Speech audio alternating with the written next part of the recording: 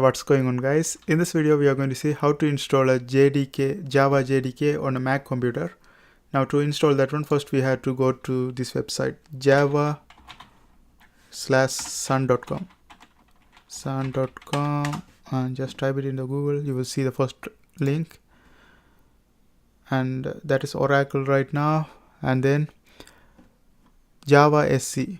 Just click this one, and here it's depends on the model. You can download it right here. Click download and it's gonna show you Linux, Mac OS, Windows. To download Mac OS, we click this one, and after you click it, it's gonna be an easy install.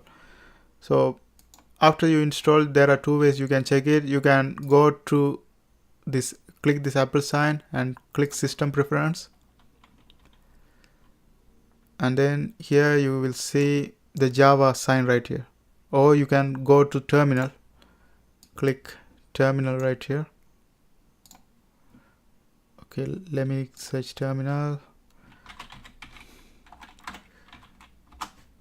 Okay, click terminal, and in terminal you should type here Java dash version.